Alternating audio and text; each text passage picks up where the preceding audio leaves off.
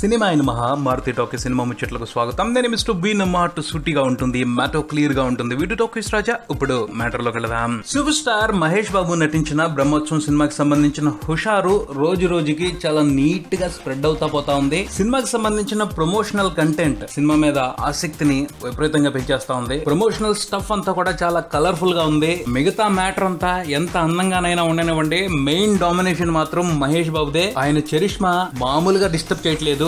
మహేష్ అందాన్ని చూసి ముగ్ధులైపోతున్నారంతా.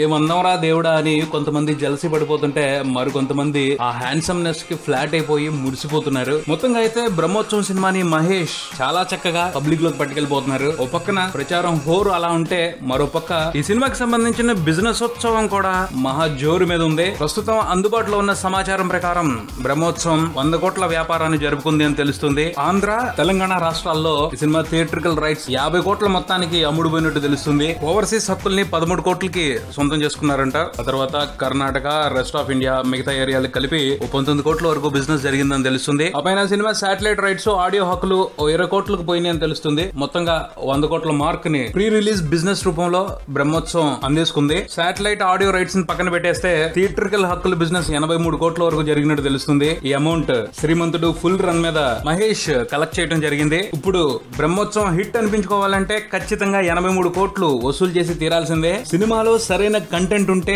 ఇదేం పెద్ద విషయం కాదు. మహేష్ చాలా ఈజీగా 100 కోట్ల మార్క్ ని టచ్ చేసేస్తాడు. ఎందుకంటే మహేష్ కి మాస్ లో ఎంత ఇమేజ్ ఉందో ఫ్యామిలీ ఆడియన్స్ లోనూ అంతే ఇమేజ్ ఉంది. సరైన సబ్జెక్ట్ పడాలంతే. ఆ తర్వాత మహేష్ సినిమాని కాచుకోవడానికి, చూసుకోవడానికి అన్ని రకాల ప్రేక్షకులు ఎప్పుడు సిద్ధంగానే ఉంటారు. కాకపోతే ఇక్కడ చిన్న మెలుగుంది. అది దర్శకుడు శ్రీకాంత్ అడ్డాల. ఈయన క్లాస్ ఆడియన్స్, మాస్ ఆడియన్స్ అని మనసులో పెట్టుకుని సినిమా తీయడు. ఎప్పుడు కూడా ఓ మంచి కథను చెప్పాలనుకుంటాడు. ఈ మ్యాటర్ మాస్ ఆడియన్స్ ని కంప్లీట్ గా ఎంటర్టైన్ చేయలేకపోతుంది. సీతమ్మ వాకెట్ లో సిరిమెల్లి చెట్టు బ్రహ్మాండమైన విజయాన్ని దక్కించుకోలేకపోవడానికి మెయిన్ రీజన్ ఇదే. ఈ విషయానికి సంబంధించి బ్రహ్మోత్సవంలో ఆయన ఏమైనా కొన్ని ప్రికాషన్స్ తీసుకుని ఉన్నట్టయితే మాత్రం సినిమా 100 కోట్ల షేర్ వసూలు చాలా ఈజీ. ఎందుకంటే క్లాస్ ఆడియన్స్, ఓవర్సీస్ ఆడియన్స్ వద్దన్న మహేష్ వెంటే ఉంటారు. ప్రమోషనల్ స్టఫ్ లో ఎటు చూసినా పిచ్చ క్లాస్ కంటెంట్ కనపడుతుంది. కంటెంట్ క్లాసే అయినప్పటికీ టచ్ చేసే ఎమోషన్ సరిగ్గా సినిమాలో పడితే మాత్రం మాస్ ప్రేక్షకులు కూడా సరెండర్ అయిపోవడం ఖాయం. మాస్ ఆడియన్స్ సపోర్ట్ వస్తేనే సినిమా